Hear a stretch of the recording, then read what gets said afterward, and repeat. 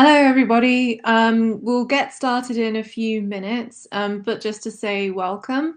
Also, just a reminder that next week we have a double bill on both the Monday and the Tuesday. So make sure you check our Facebook page for the events and details if you're interested. I'm just waiting for our speaker to join us. And we'll probably start a few minutes just after 8, just to give people a chance to join us. Thank you.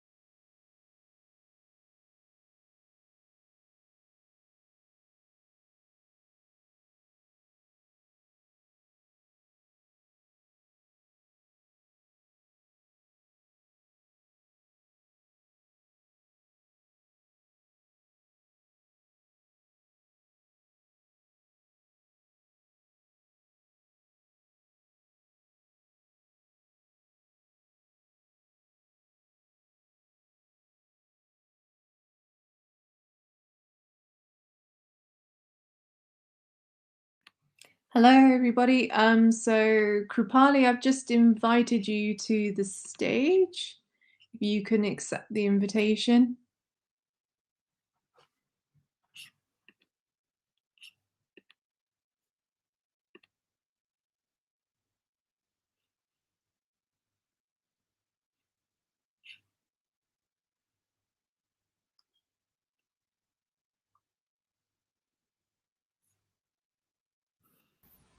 Hi.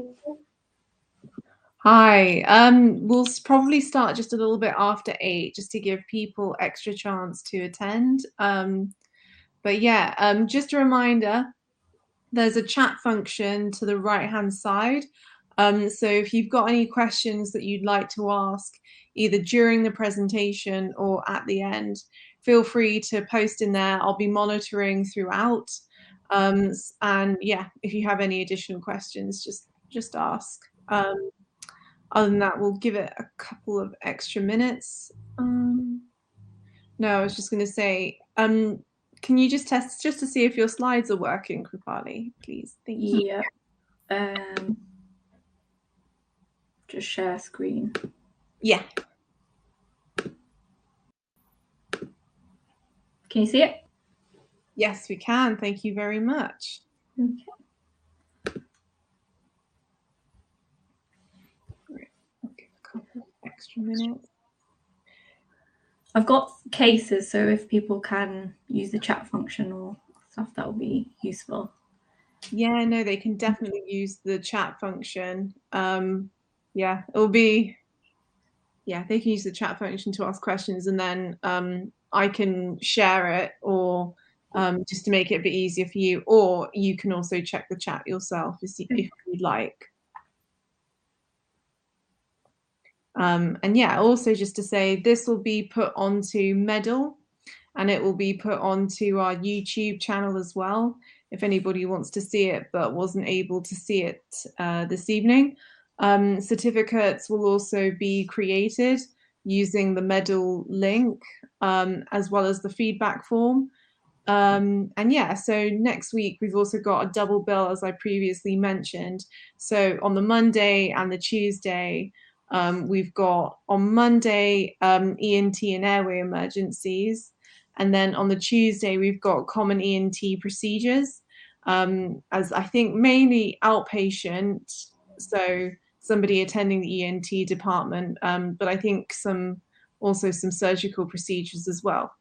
But yeah, and I'll give people a couple of extra minutes.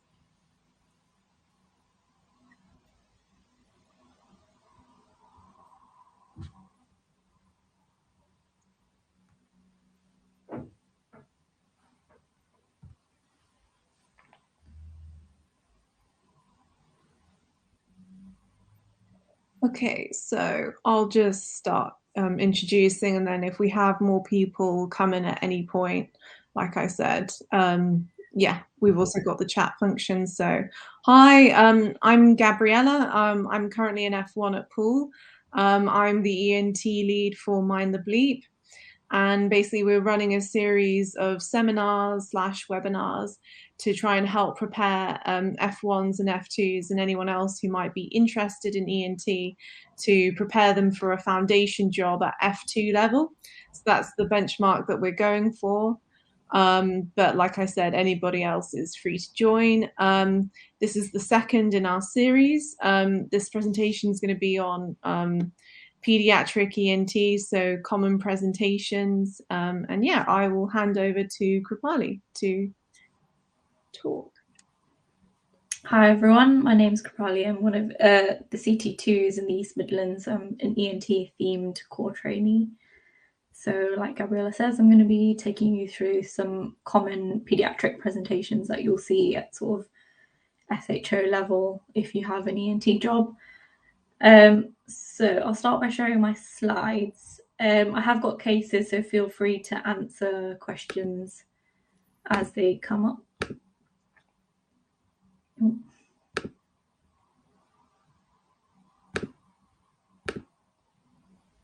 Okay, can everyone see that?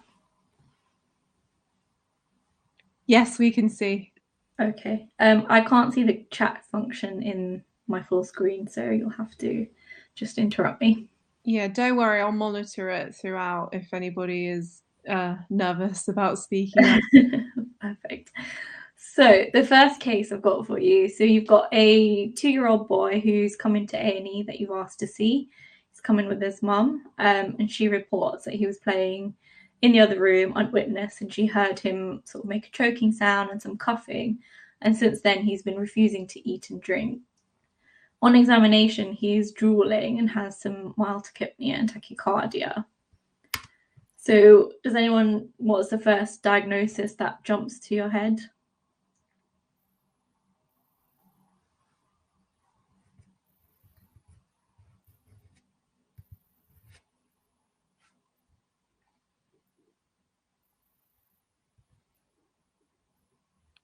Unfortunately, I've got a foreign body.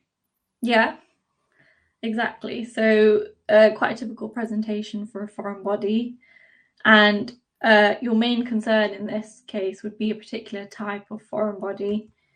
So yeah, like you said, so a swallowed foreign body. And your main concern would be a battery. So especially the small circle batteries, kids often get into them. They're in certain toys, remotes, things like that. And the reason for this is because they're corrosive and they cause liquefactive necrosis. So what would be your immediate management in this patient, and can anyone mention any useful investigations?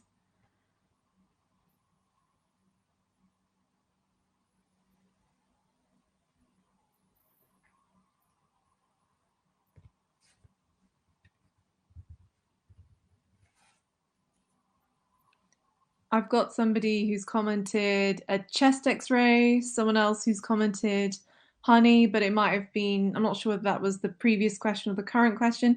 I've also got A, B, C, D, E. Okay, perfect. I've also got flexible nasoendoscopy for an investigation. Okay, so ABCD is always a really good start because obviously if the airways are a concern, you'd want to involve your senior early, and if you're worried about foreign body, the only way to remove it is for theatre, so you would try and prep for theatre. I wouldn't try and do a flexible nasoendoscopy in a child. First of all, they're very difficult to do in a child if you're not experienced because of poor compliance, and you may risk upsetting the child and sort of making things a lot worse, especially if they're already drooling and choking and things like that. And yes, chest x-ray for an investigation. So if they are stable enough and their airway is not an immediate risk, then most useful will be an erect chest x-ray. And this way you can see what sort of type of foreign body it is, especially when you don't have a good history from the parents. You can see at what level it is, for example, if it's passed already. And you can also look for signs of surgical emphysema. So when you're worried about a button battery, so you can see this typical double halo sign on a chest x-ray, which is the pattern of the battery. So that's something you need to take to theatre straight away and something you're worried about. So it's quite distinct from other types of foreign body. For example, quite common a coin, which would be a similar shape, but you wouldn't necessarily see this double halo pattern. You would just see a circular opaque foreign body. So can anyone think of any risks of delaying the treatment in terms of complications?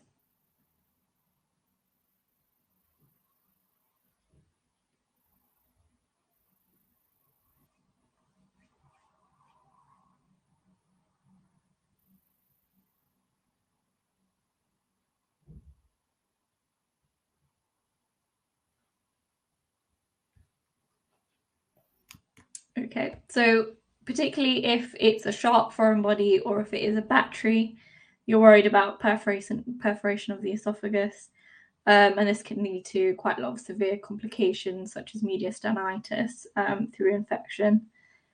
So particularly if it is a battery, you need to act quite quickly.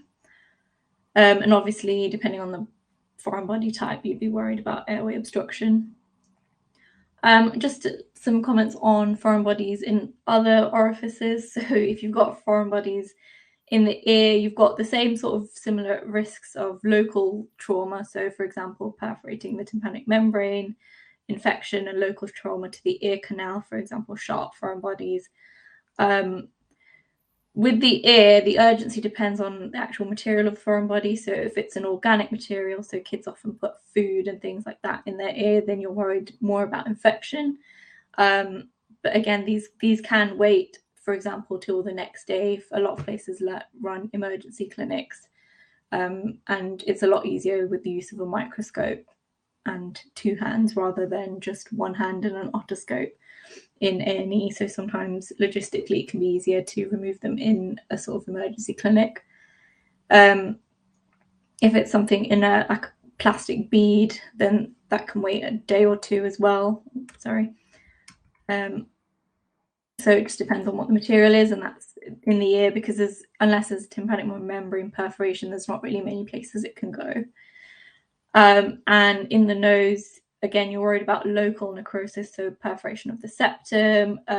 Obviously, in the nose, you're worried about risk of it going further and then aspirating it or swallowing it, and infection. Sometimes patients, especially pediatric patients, can put something up their nose and their parents don't notice, and they often present with, blocked nose on one side, maybe some nosebleed on that side, and foul-smelling discharge. So that can be if there's something up there that no one's noticed.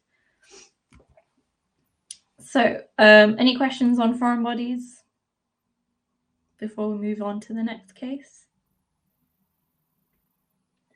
Don't have anything so far, but I will mention it at the end if anything comes through. Okay. So the second case, we've got a 2-month-old child who's brought to A&E. Parents are worried about high-pitched noise, especially when they're crying and laying down, and it's been going on for a few days. So when you go to examine this child, you hear stridor, and he is slightly tachypnic, but nothing else on observations. So anyone name the most likely diagnosis?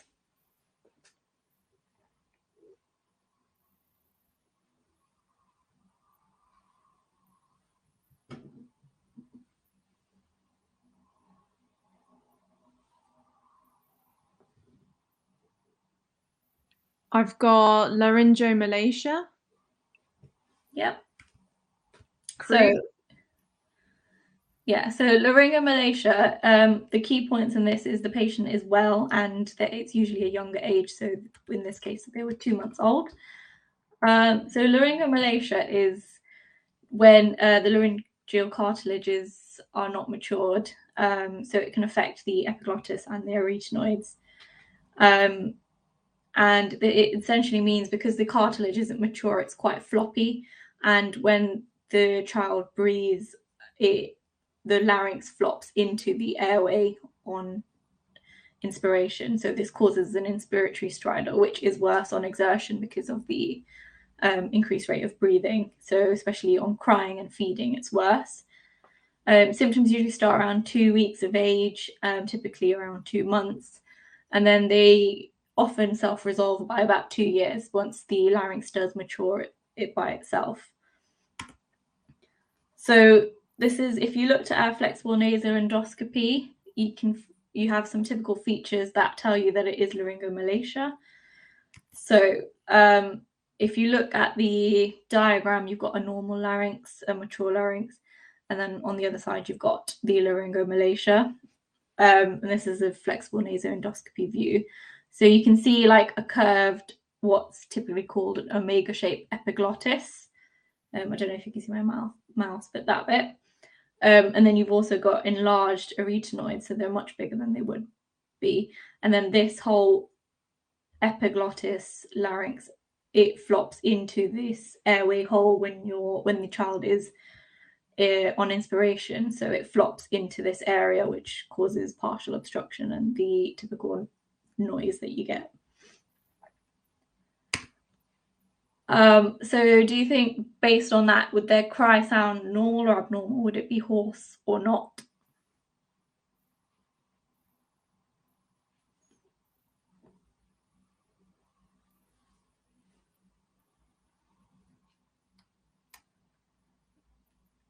So based on what I've said, so the cry would actually sound normal. Yes, you would have stridor when they're crying, but it wouldn't be hoarse.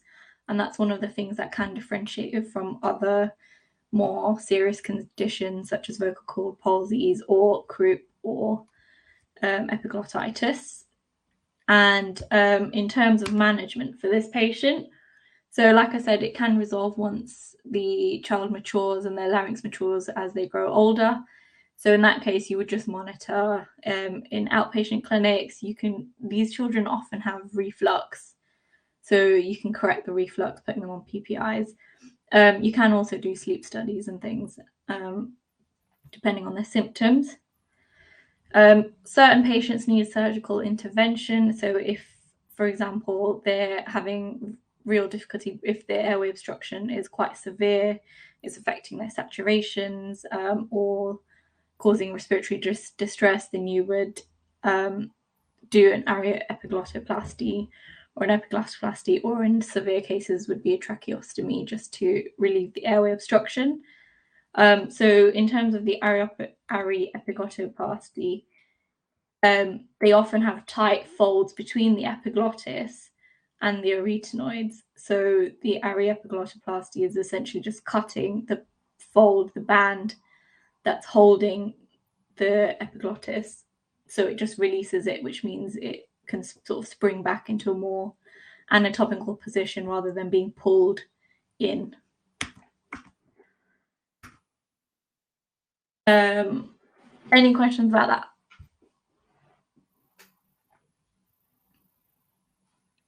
Not currently, but like I said again, I'll let you know at the end if I get anything through. Okay. So moving on to the next case. A 3-year-old comes into A&E. She's had a 48-hour history of noisy breathing, agitation, and pyrexic. There is no history of cough. However, there's a harsh inspiratory stridor. The patient is sat leaning forward and drooling, and she has a temperature of 38.9.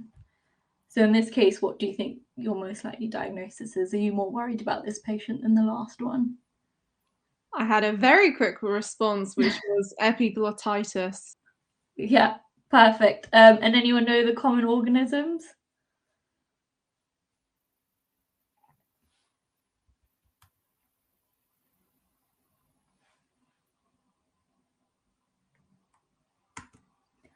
So, yeah, epiglottitis. The most common one is Haemophilus influenza.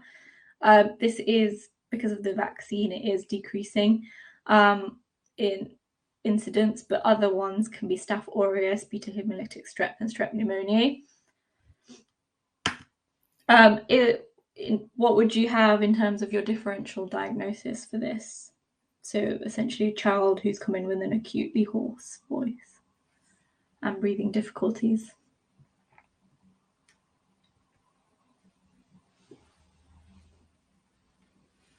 I've got anaphylaxis. Yeah, that could be one. Also croup, foreign body, bacterial tracheitis.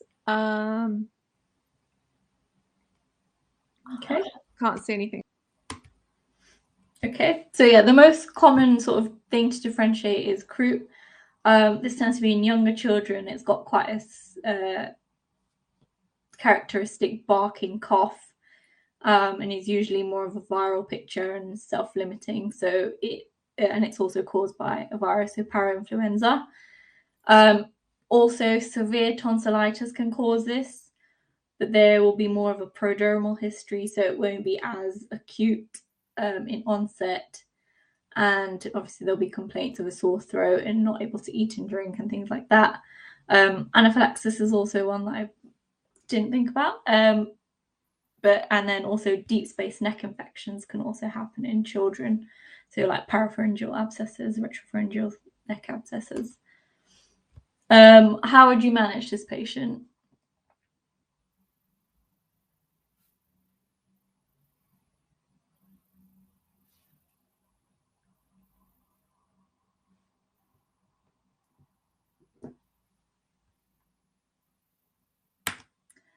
So in patients with epiglottitis, you want to avoid upsetting them. So if you've got a high suspicion and they are drooling, you're leaning forward, respiratory distress, that sort of thing, you don't want to try and examine them because it will only agitate them. It will make them cry. It can cause them to go into laryngeal spasm, which is a lot worse than the current situation. They can also aspirate a lot of this pooled saliva that they've not been able to swallow that's just sitting in their mouth. So to be honest, you don't really want to do much other than just prep for theatre. You also want to involve your seniors very early, so the registrar, consultant, ENT surgeon. Also, you want to involve a paediatric anaesthetist because this patient is going to need some kind of airway securing.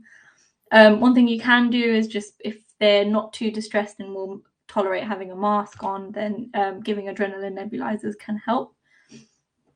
And then, just arrange for immediate transfer to theatre so they can undergo an intubation. They can also get IV access and bloods and things there.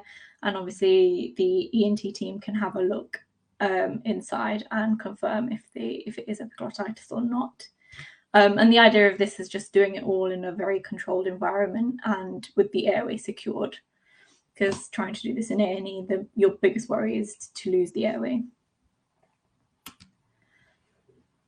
So the next case, this one's probably quite a simpler one. So you've got an older child, a 6-year-old child, who comes in with a 3-day history of a progressive sore throat, been struggling to eat and drink because of the pain and has been generally just feeling unwell. She's finding it difficult to talk and has a low-grade temperature. On examination, you can feel some cervical lymph nodes, and you look into her oropharynx and it looks like this. Anyone know the diagnosis?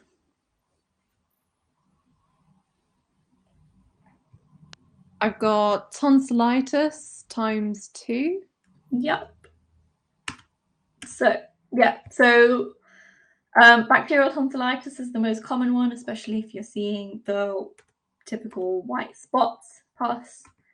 Viral tonsillitis, also infectious mononucleosis caused by Epstein-Barr virus, is the other common one. You're less likely to get the sort of pus on top. They'd be more just enlarged red tonsils. Sometimes they can have a sort of exudate on the outside. Another one could be also a quinsy, so peritonsillar abscess, but there are some slight things that may tell you if it is a quinsy rather than a tonsillitis. So it's more of a swelling in the peritonsillar space rather than the tonsils itself. Often it's unilateral, so you would have the uvula deviated to the opposite side. The patients complain of trismus, so this is painful opening of their mouth, so they may not even be able to open their mouth well enough for you to examine them. And they've got this typical hot potato voice, so the voice you kind of make when you've got something hot in your mouth. Whereas in tonsillitis, they don't tend to have that. And the reason they get the trismus is because of the pus being in the peritonsillar space. It irritates the muscles. So you get pain on opening your jaw and stretching of those muscles.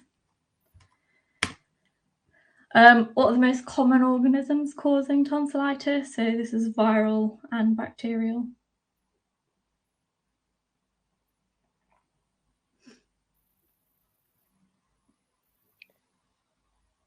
I've got strep, streptococcus, strep. Yeah, lots of strep. Yep, so strep pyogenes is the main one, and then Epstein-Barr virus is the most common viral one. You can get a viral tonsillitis and then a secondary bacterial tonsillitis. So that's something to be aware of. And in terms of management of this patient,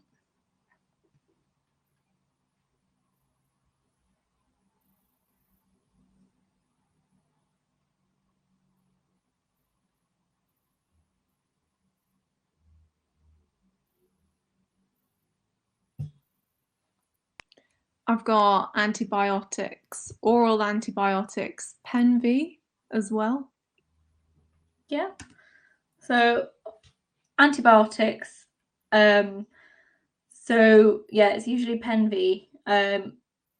You would give antibiotics even if you think it's viral, because like I said, you can get a secondary bacterial infection on top. A lot of these times patients will come in having had some oral antibiotics and it's not been working, so they've come in with worsening symptoms, so they may need IV antibiotics in that case. They may need IV fluids if they're not able to eat and drink anything, and obviously painkillers. Benzodiazepine, so Difflam also is really useful. It's NSAID and local anesthetic, and you can get it in a gargle, or in kids, a spray version is really useful. So you can give it to them just before they eat and drink as well. So it helps with their oral intake. And you just want to do a monospot glandular fever blood test as well, just to confirm if they do have glandular fever or not.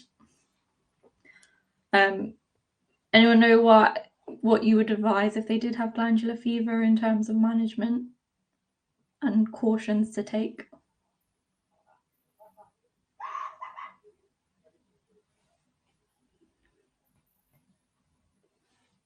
So glandular fever, you get, it's the infectious mononucleosis. So you can also get hepatomegaly. So you want to warn them if it does come back positive, not to do any contact sports or anything like that, because you're more at risk of trauma to the liver because of the hepatomegaly and splenomegaly as well. So you're at risk of splenic lacerations and ruptures.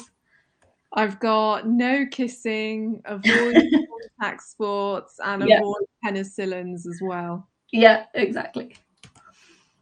So just a little bit on the guidelines for tonsillectomy, which is really useful to know, because patients will always come into A&E and be like, can I just get my tonsils out? So it's useful to know the guidelines. So we follow the Scottish guidelines, which state that if you've had 7 episodes per year, or if you've had in the last year, or if you had 5 episodes a year for 2 consecutive years, or 3 episodes a year for 3 consecutive years.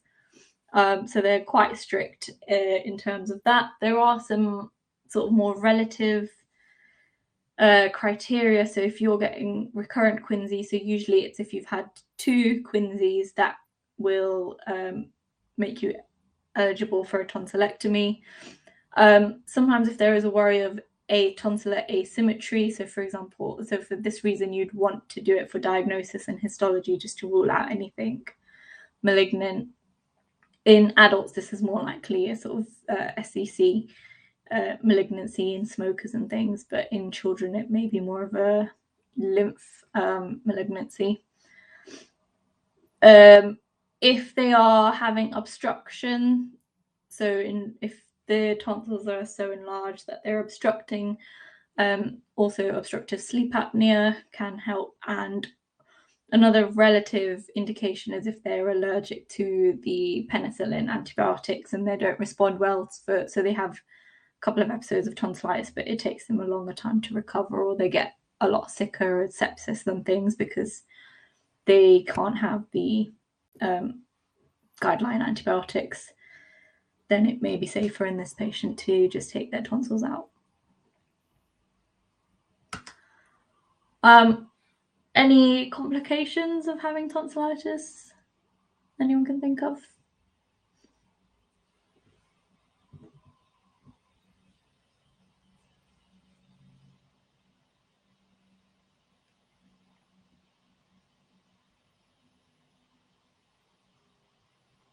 I've got otitis media. Not necessarily. So one of them would be a quinsy or a peritonsillar abscess. They can also rarely develop into a deep space neck infection, so spreading of the infection into the retropharyngeal spaces. If they're not eating and drinking, may come in with dehydration, and then also because it is a bacterial infection, they are at risk of developing sepsis. And like someone mentioned earlier, so just a point to avoid amoxicillin if you're suspecting Epstein-Barr virus, because it can cause red man syndrome, which is a type 4 hypersensitivity reaction and rash. Okay, so the next case, we've got a 6-year-old child who's been referred in by the GP. He's had 3 days of coryzal symptoms and left-sided otalgia. He has been treated with oral antibiotics, but now is febrile and there is a swelling behind his ear. So what do you think the GP is concerned about? I've got mastoiditis. Several mastoiditis. Yeah, perfect. So mastoiditis, and this can be secondary to acute otitis media. Common symptoms, depending on the age of the child, they may, especially if they're non-verbal, they may be pulling at their ear. You'll have otorrhea, so like discharge coming from their ear, fever, excessive crying, and in rare cases, if it's severe enough, you may have meningitic symptoms. So an examination, what would you expect to find? This is a big clue.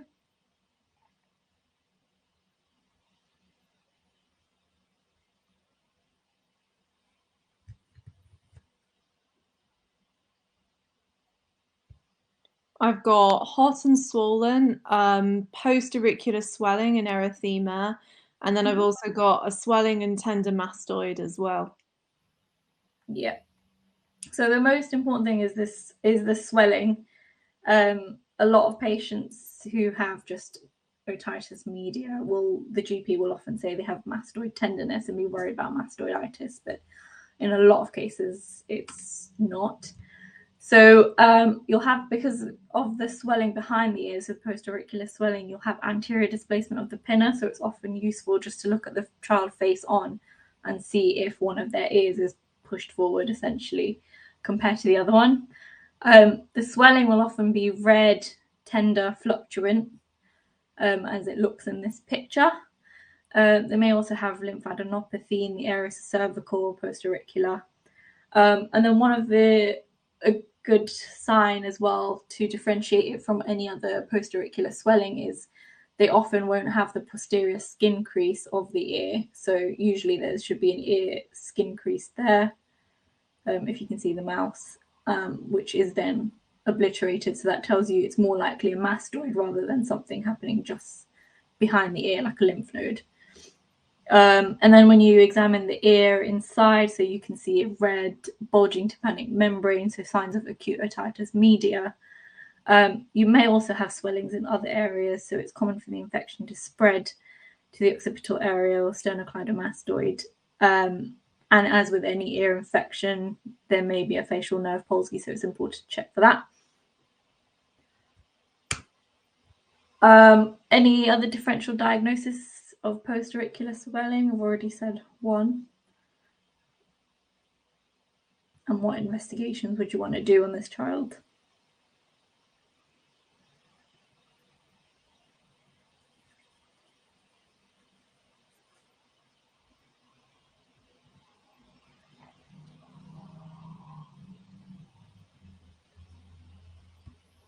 I've got an MRI. Okay. So in terms of differential diagnosis, so you can have postauricular lymphadenopathy, like I mentioned, and that postauricular fold will be present because it's more posterior. You can also have trauma, so a scratch, an insect bite, which may cause just a local swelling, and also things like boils, cysts can also happen behind the ear. So it's important to rule those out. Also on the other things, looking inside the ear, it's less likely you would find signs of acute otitis media. So it would look more normal on internal ear examination. And in terms of investigations, the easiest and quickest would be, and the best one for mastoiditis would be a contrast CT of the temporal bones. And what you will see is obliteration of the mastoid cell. So as you can see on the left here, so the right side is the normal mastoid. So because they're air cells, they will be black on CT, and obviously tissue is grey. So on the left side, you can see it's all obliterated. So there's not really any black at all there. It's all either swollen or pus or filled with something that isn't air. And sometimes you can also get subperiosteal abscesses, so you can look out for those. And how would you want to manage this child?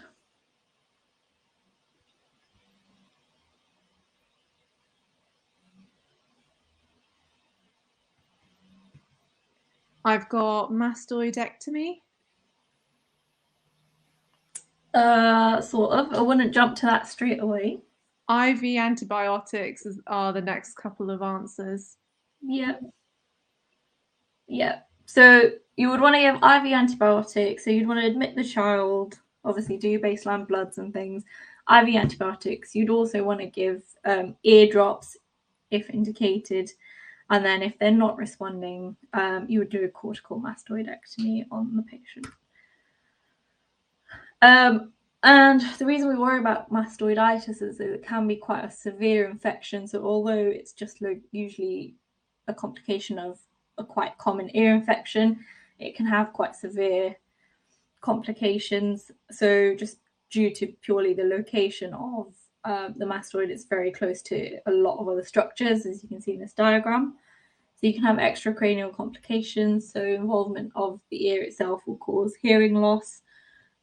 Your facial nerve goes through quite closely, so facial nerve palsies, and also, like I said, it can spread locally within the planes. So you can have a sternocleidomastoid abscess and also occipital abscesses. And then intracranial complications, so you can develop venous sinus thrombosis, meningitis, and then epidural and subdural abscesses, and even cerebral abscesses, so just purely by spread of infection. So this is why it's something that needs to be monitored and treated quite carefully. So the next case. A child presents with a lump in the midline of their neck. The mom mentions it's been there for some time, but it's gotten a lot more painful and bigger in the last 2 days. The lump moves on swallowing and protrusion of the tongue. Those are your clues. So what's the top diagnosis?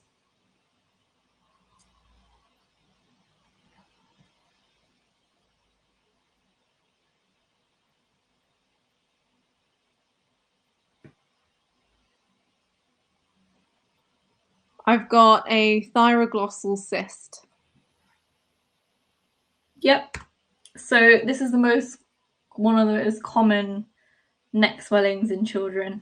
I think it's the most common congenital one as well.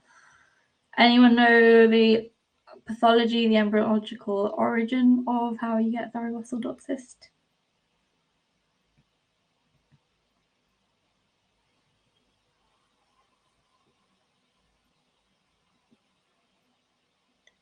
I've got thyroglossal duct cyst, which is not, yeah, question mark.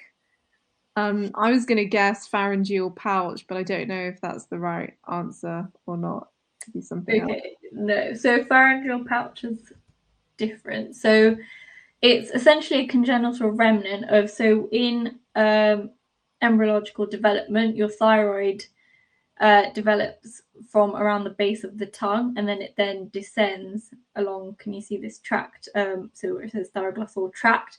It then descends in front of the hyoid, and then in front, and then where the natural level of the thyroid is, in front of the trachea in adulthood.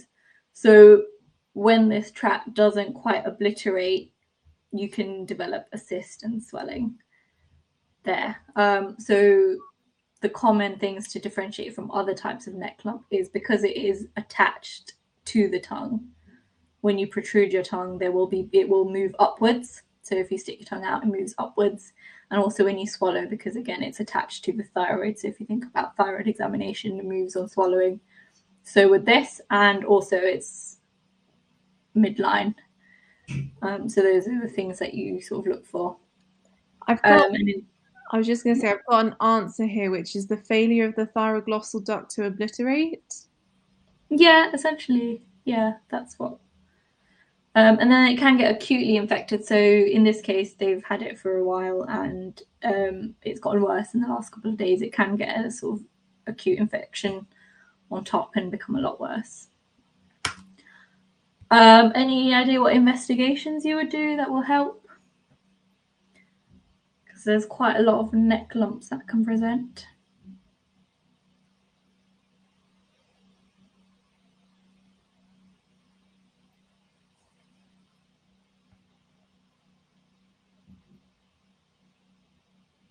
I've got bloods, TFTs as well. Yep. Yeah, so you'd want to do TFTs. You can sometimes do a radioiodine scan and an ultrasound of your neck. And the reason you do the ultrasound is to look at the consistency and also to check, because sometimes the thyroglossal cyst may be the only functioning thyroid tissue you've got, which you obviously need to know before you plan on removing the cyst, because you don't want, you need to know if the patient will need thyroxine treatment lifelong, or if they can function without the cyst, if they've got functioning thyroid. And management of this.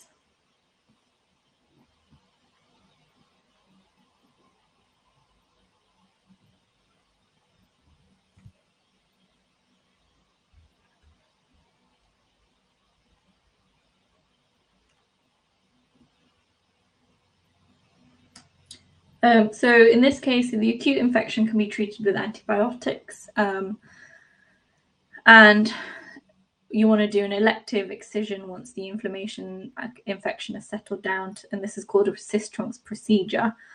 And this is, you would excise not only the cyst, but you also take a bit of the hyoid bone and the tract out. So if I go back to the picture, it's often connected to the hyoid bone and the tract. So you would take out this, you would incise in front of the cyst, so a neck incision, and then follow the tract back until you get to the hyoid, and then you would take off the bit of the hyoid that it's attached to. And this is just because if you don't do that, it can reoccur. The recurrence rate is a lot worse in when you don't take out the hyoid bone. But that combined is called a cyst-trunk procedure.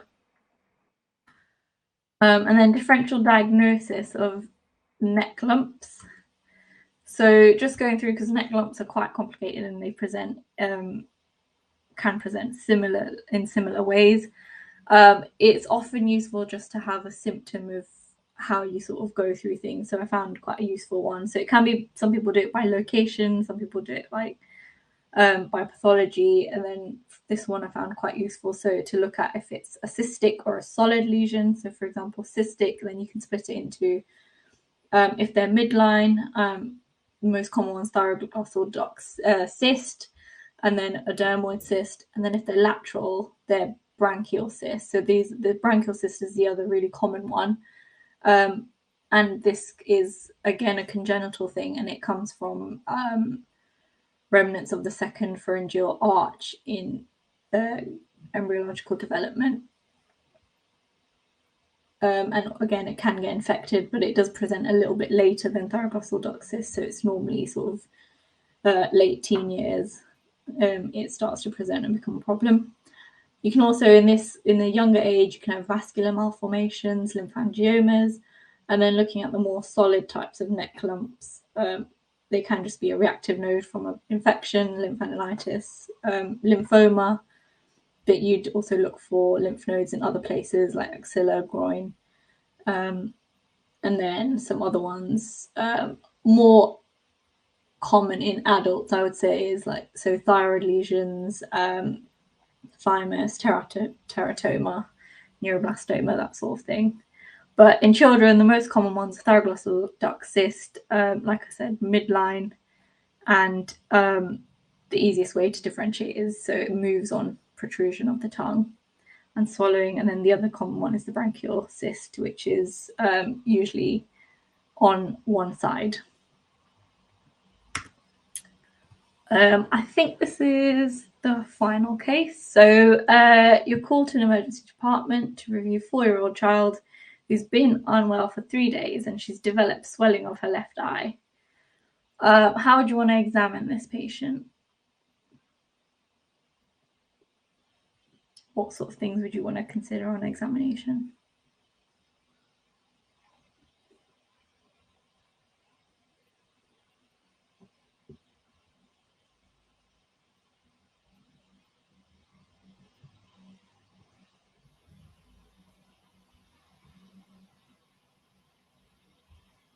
I've got EUA, A2E assessment. Yeah, so what's your like main sort of, so you know you've been asked to come and see someone with a swelling of their eye. What's your main sort of ENT worry with someone who's got an unilateral eye swelling? Is the eye red? I've got query NAI, query cellulitis as well. I think I might know, but I don't want to spoil it. So anybody else? Okay. So your main concern with someone you've been asked to see, a child with an eye swelling, is sinusitis, because this can spread. So you want to start by doing a full examination. So obviously take a history, check if they're systemically well or unwell. And then I like to sort of split it up into 3 sections. So doing an eye exam, a nose exam, and then just a general sort of neuro exam. So on eye, you want to look at their eye movements, if they have proptosis, so you know, bulging of the eye. You want to check their color vision. Bearing in mind a lot of these things will be a lot more difficult in children, so you can, because the red color is the first one to go, you can just show them something red and ask them what color this is. You know, this would work in our patient because they're about 4 years old, so they would most likely know colors.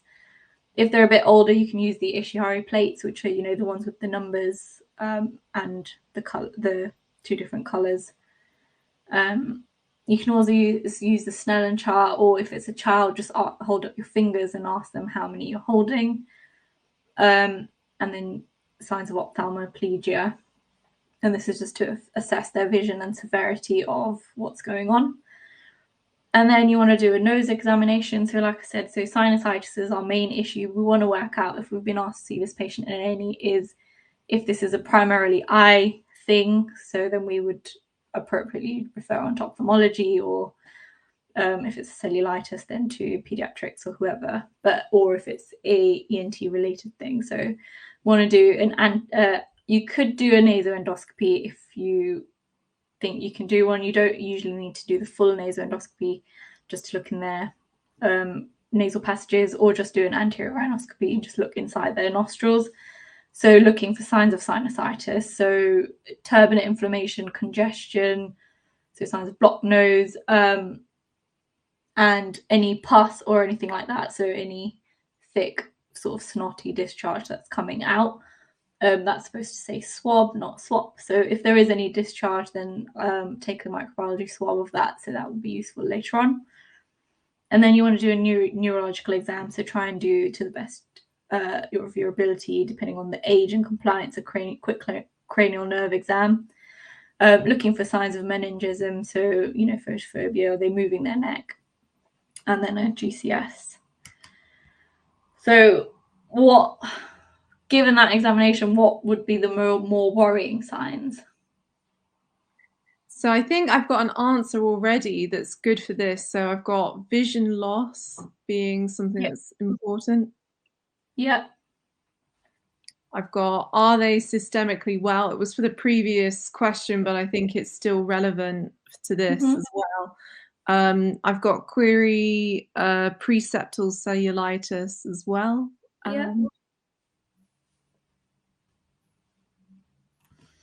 So worrying signs would be visual loss, proptosis, so bulging, so if there's so much edema and stuff, one eye is sort of popping out almost.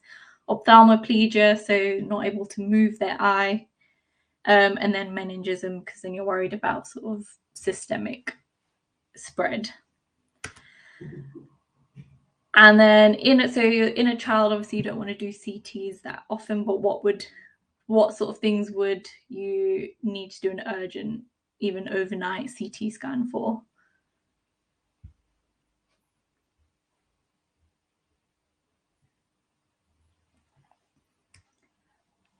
Again, so this was an answer to a previous question, but I think they're still relevant. So I've got proptosis, sepsis, vision loss as well.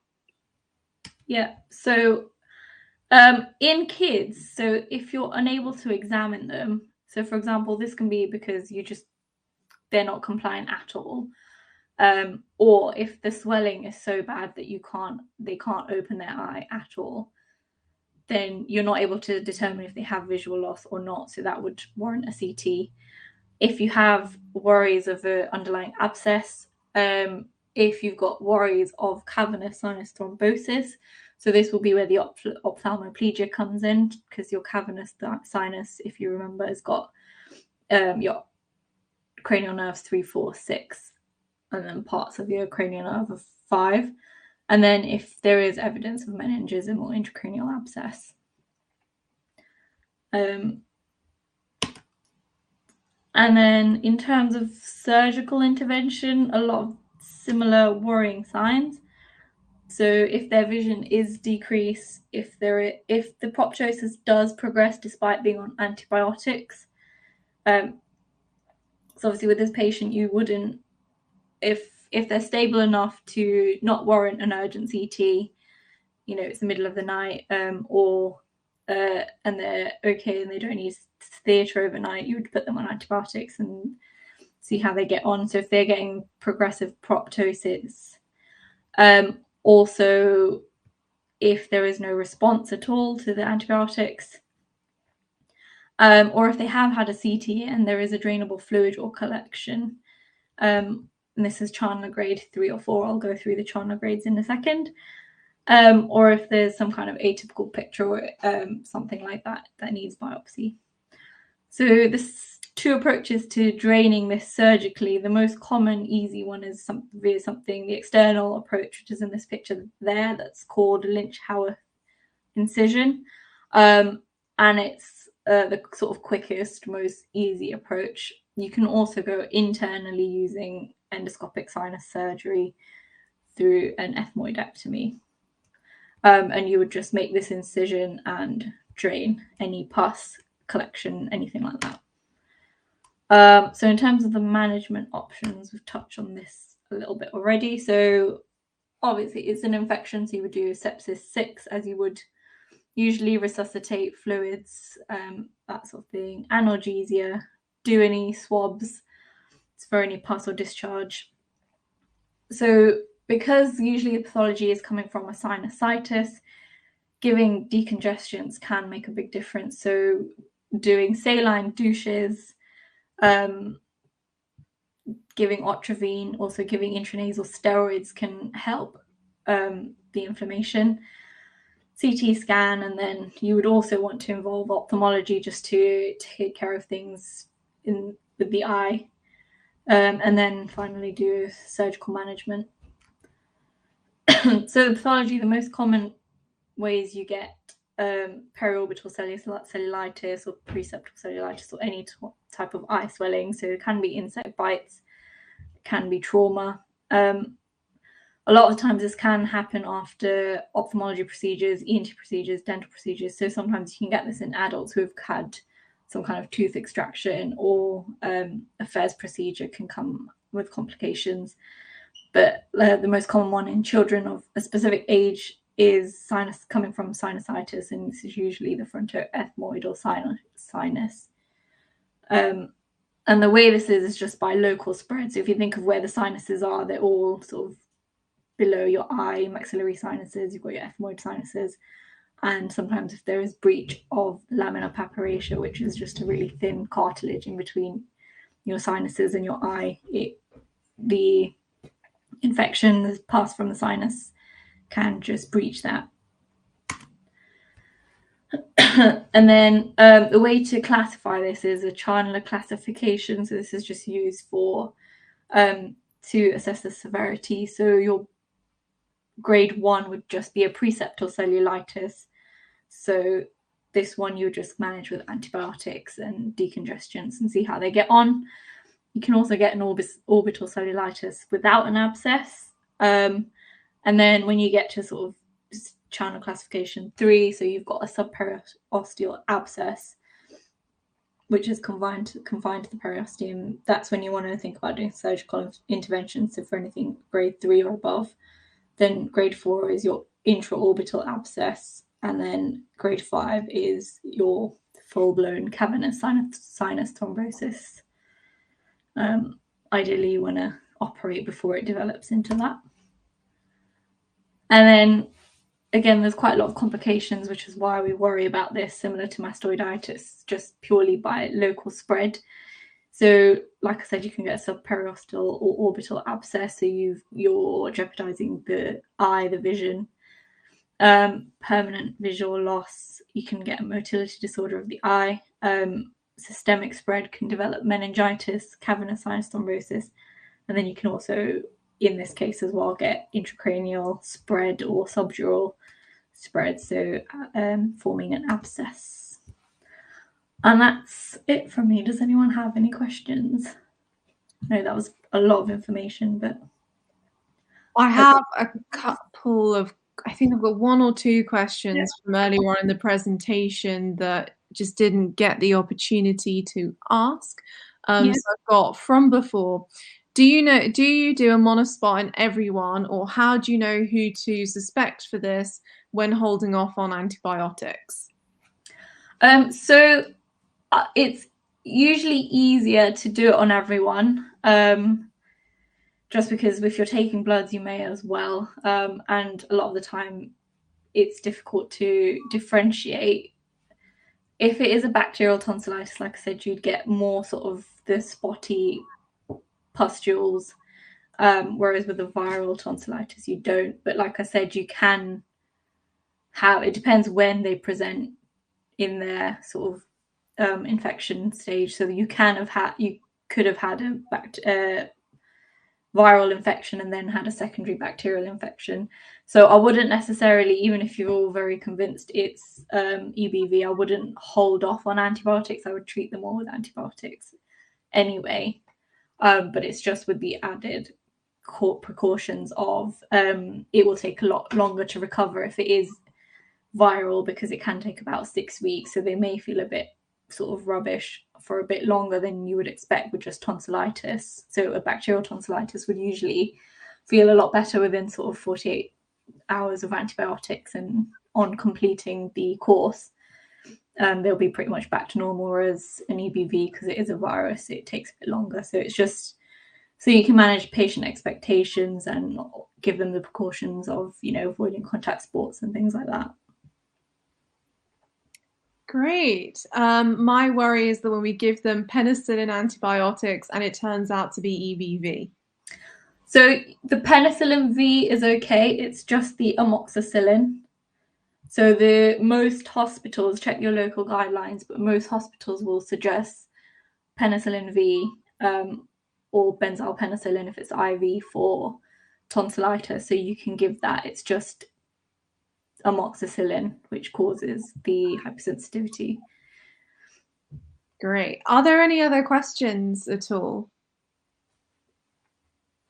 I'll give. But yeah, there's also a streptococcal scorecard from BMJ Best Practice for the use of antibiotics. Any other questions at all? I'll give you a couple of minutes as well. I just wanted to say thank you so much, Krupali, for giving up your time to come and do this presentation. It was really, really informative. I felt like I learned a lot just from reading the slides and you presenting. So again, thank you so much for giving up your time on a Tuesday evening to come and do this for us. Absolutely. Glad it was useful. It was very useful. Again, thank you so much.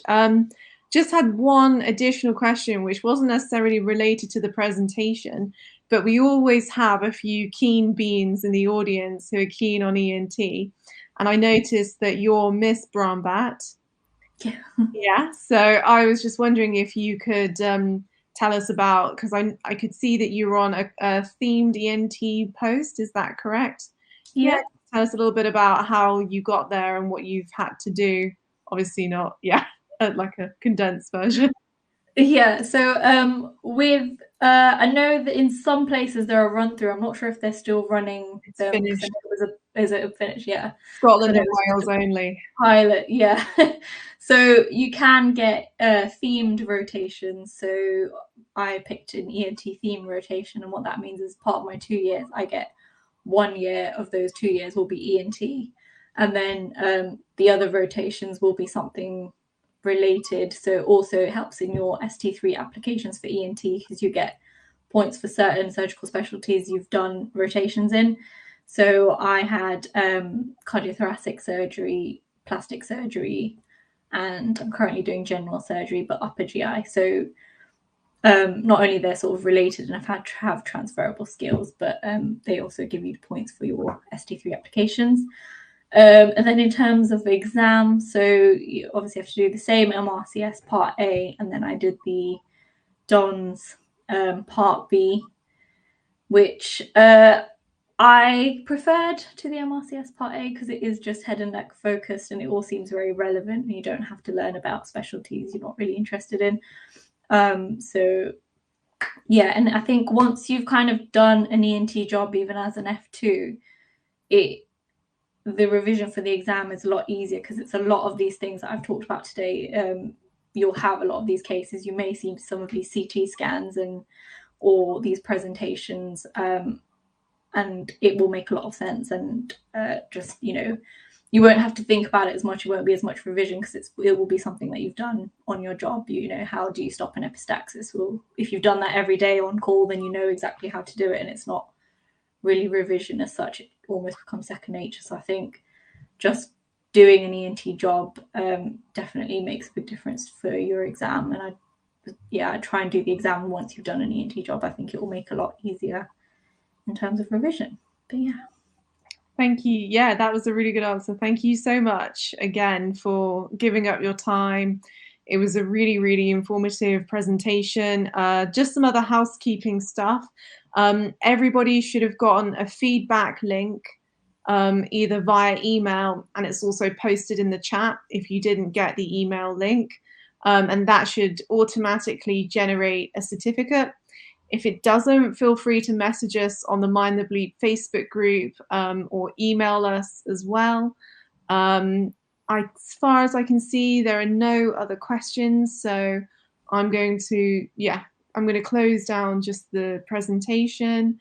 But again, also thank you very much to everybody who's attended, and thank you so much for all the answers and the questions that you had. It makes it a much more engaging and easier presentation when we have people who, are happy to contribute. So thank you so much as well. And take care. Bye, everybody. Thank you. Bye.